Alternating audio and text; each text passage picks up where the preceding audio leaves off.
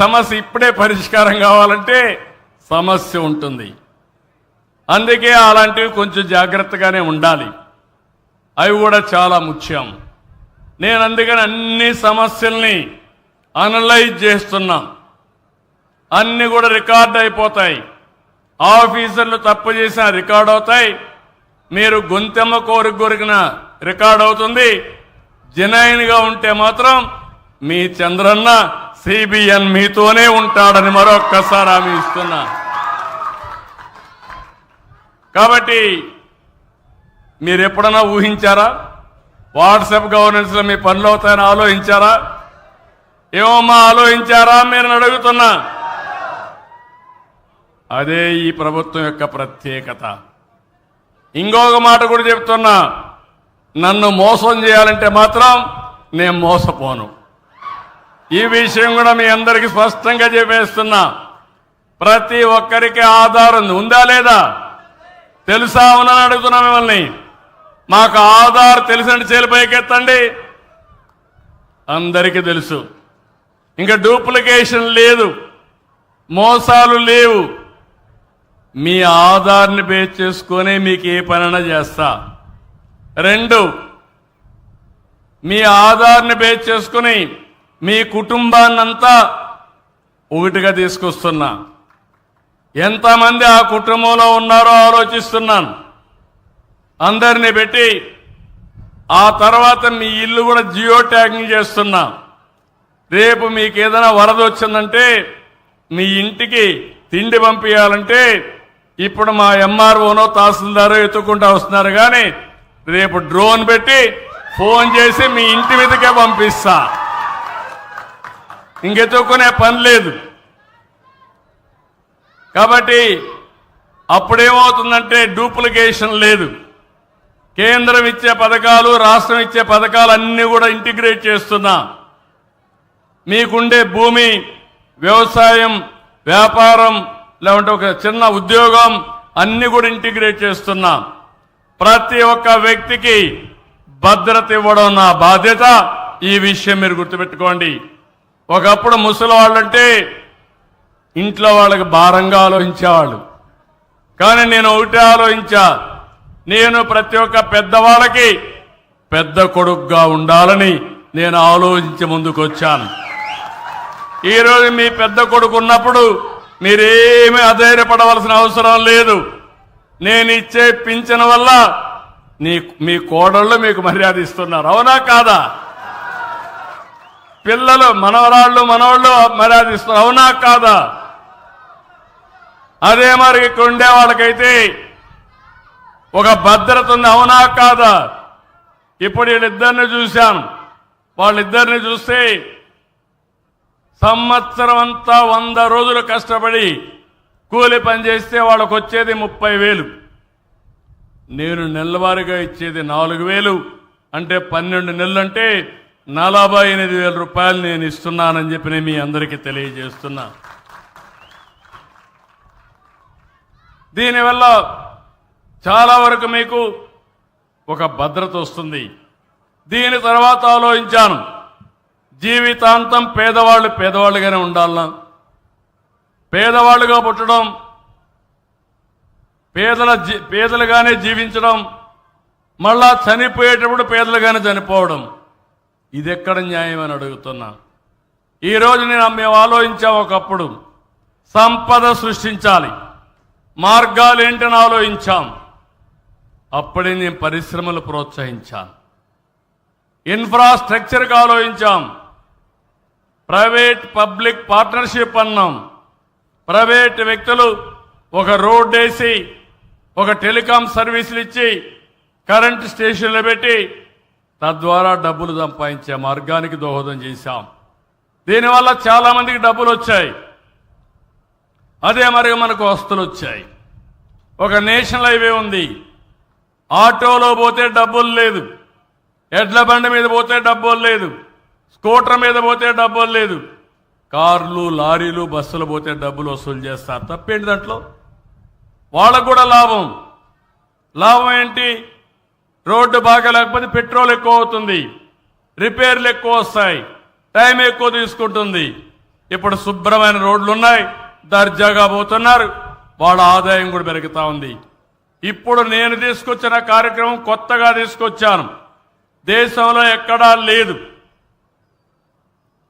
Public private people partnership అంటే ప్రభుత్వం ఉంటాం, ప్రైవేట్ వ్యక్తులు ఉంటారు, పేద ప్రజలు ఉంటారు.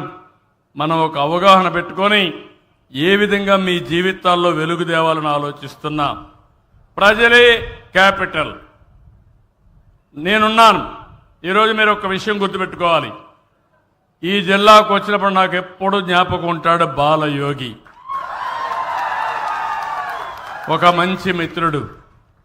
బాలయోగి విషయంలో మీరు చూస్తే ఒక మామూలు కుటుంబంలో పుట్టి ఇక్కడ లా చేశాడు. లా చేస్తే నేను ఆయన్ను గొప్పతనాన్ని చూసిన తర్వాత మొట్టమొదటిసారిగా పార్లమెంట్లో స్పీకర్గా దళితుడిని ఎంపిక చేసిన ఏకైక పార్టీ తెలుగుదేశం పార్టీ. అప్పుడు హిందీ రాదు బాలయోగికి. అందరూ అన్నారు హిందీ రాదని. నేనన్నా హిందీ రాదు కానీ కామన్ సెన్స్ ఉంది, మంచితనం ఉంది, బ్రహ్మాండంగా రాణిస్తాడని చెప్పాను. వన్ ఆఫ్ ది బెస్ట్ స్పీకర్గా రాణించిన వ్యక్తి బాలయోగి. ప్రజల మనిషి బాలయోగి. ఇక్కడ నేను చూసేవాడిని విద్య విషయంలో, ఆరోగ్య విషయం, రోడ్లు కానీ ఈ వంతెన ఇప్పించిన వ్యక్తి కూడా బాలయోగి అని చెప్పి కూడా నేను మీకు తెలియజేస్తున్నా.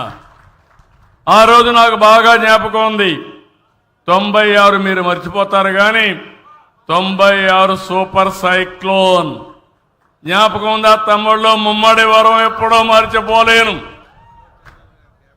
నేను ఆ రోజు మా కలెక్టర్ చెప్పాడు అప్పుడు నాకు, సార్ మీరు ఏం బాధపడక్కర్లేదు, ఏమీ కాలేదంటే తెల్లవారితో ఫోన్ చేసి అడిగితే ఏమీ కాలేదంటే కలెక్టర్ నువ్వు కాకినాడ కలెక్టర్ బంగ్లాలో ఉన్నావు, బయట వచ్చి చూడు ఏమైందో తెలుస్తుందని నేను అప్పటికే రాజమండ్రికి వచ్చి దిగాను.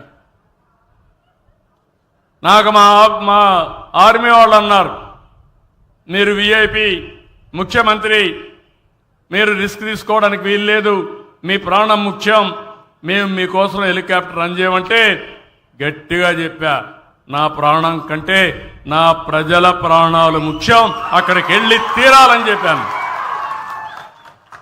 ఆ రోజు ఇక్కడికి వచ్చా. ఎక్కడా దిగడానికి మొత్తం చెట్లన్నీ పడిపోయినాయి, రోడ్లన్నీ బ్లాక్ అయిపోయినాయి. ఎంతమంది చనిపోయారో తెలియదు, కరెంటు లేదు, నీళ్లు లేవు, అంతా ఎక్కడికక్కడ చాలా భయంకరమైన వాతావరణం. ఏదైతే భైరవ పాళ్యం బలుసు తెప్ప రోడ్డు మీద దిగా, నాకు ఇప్పటికి కూడా జ్ఞాపకం. రోడ్డు మీద దిగి ఆ ఊర్లోకి పోతే చాలా శవాలు కనపడ్డాయి. అవి చూసిన తర్వాత నేరుగా వచ్చి ముమ్మడివరం దిగా.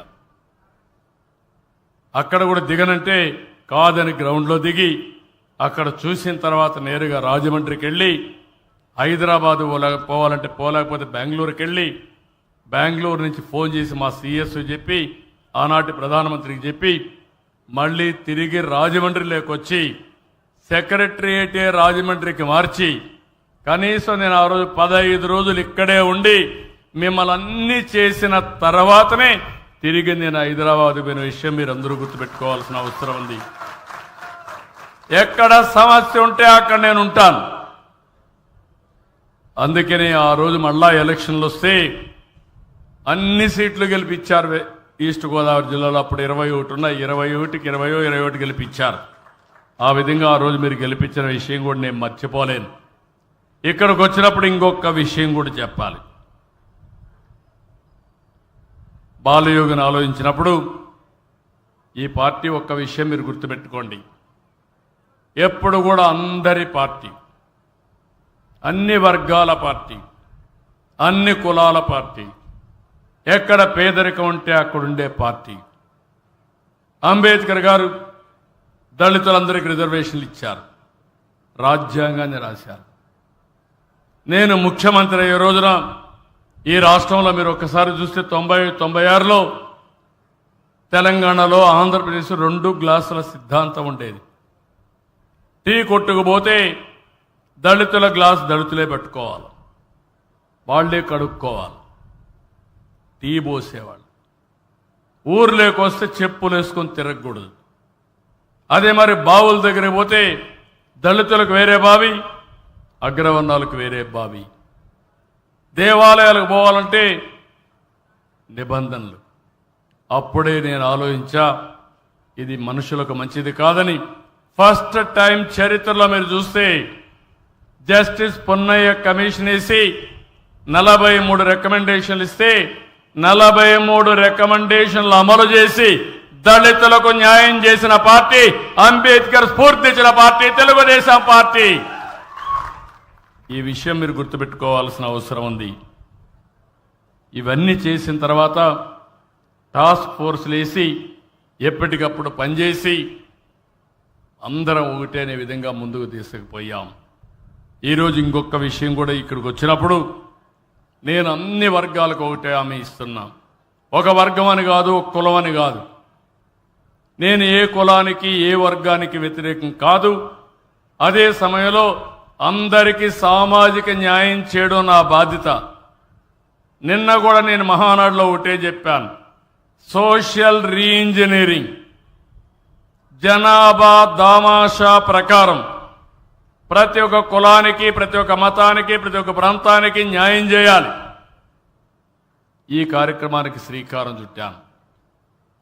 అదే సమయంలో ఈరోజు ఎస్సీస్లో కూడా కేటగరైజేషన్ తీసుకొస్తున్నాం. అంటే ఎవ్వరికి నష్టం లేకుండా చేస్తూనే భవిష్యత్తులో జిల్లా వారీగా కూడా పెట్టి జనాభా దామాషా ప్రకారం పోతే ఎవరికి అన్యాయం జరగదు.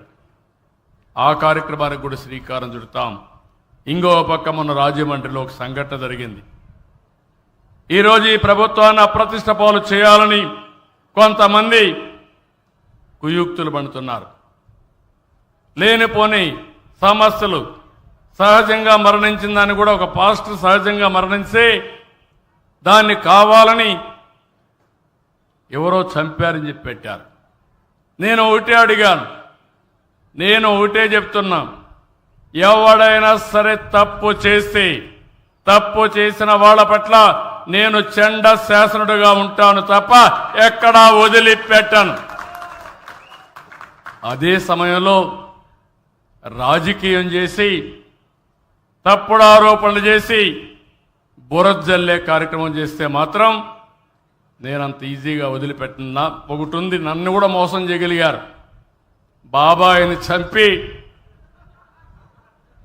గుండెపోటుగా చిత్రీకరించి తెల్లవారే కొందికి నారాసుర రక్త చరిత్ర చేసి ఆ తర్వాత ఎన్ని నాటకాలు చేశారో తమ్ముళ్ళు జ్ఞాపకం ఉందా అని మిమ్మల్ని అడుగుతున్నా. ఇప్పుడు అవే చేయాలనుకుంటున్నారు. వీళ్ళు చేసే ఘోరాలు, వీళ్ళు చేసే అరాచకాలు తిరిగి మన మీద పెట్టాలని. కడాన తిరుమల తిరుపతి దేవస్థానంలో కూడా వీళ్ళు పోయేసి అరాచకాలు చేస్తూ అక్కడేదో ఫెయిల్ అయిందని చెప్పాలని ప్రయత్నం చేస్తున్నారు. నేను అందరికీ ఒకటే చెప్తున్నా, డేగ కన్ను నాది, ఎవడూ తప్పించుకోలేడు. నేను అన్ని టెక్నాలజీ పెట్టేశా. తోక తిప్పితే విప్పావో కట్ అయిపోతుంది, కట్ కూడా చేయక్కర్లా, కట్ అయిపోతుంది. మీ వెనకాన్నే సీసీటీవీ కెమెరాలు ఉన్నాయి. నువ్వు ఎక్కడ పోయినా దాగలేకుండా ఉండేడుగా డ్రోన్స్ ఉన్నాయి. నిన్ను కనిపెడుతూ ఉన్నా. నేను ఉండను కానీ నేను పంపించినట్టు ఏదో ఒకటి నీ ఎంట్లాడుతూనే ఉంటుంది. తప్పు చేసిన వాడికి మాత్రం శిక్ష తప్పదని మరొక్కసారి హామీ ఇస్తున్నా. తమాషా అనుకోవద్దండి. ఇక్కడ నేను మిమ్మల్ని కోరేది, వాళ్ళు చెప్పిందంతా కూడా బ్లైండ్గా మీరు నమ్మద్దండి. నేను చాలా విషయాలు చూశాను. ఒకప్పుడు హైదరాబాద్ ఉండేది, మత విద్వేషాలు సృష్టించేవాళ్ళు. ఎంత దురదృష్టం అంటే పక్కన పోతూ పోతూ ఒక ముస్లిం ఒక హిందువుని పొడిచేవాడు. ఆ హిందువులు ఒక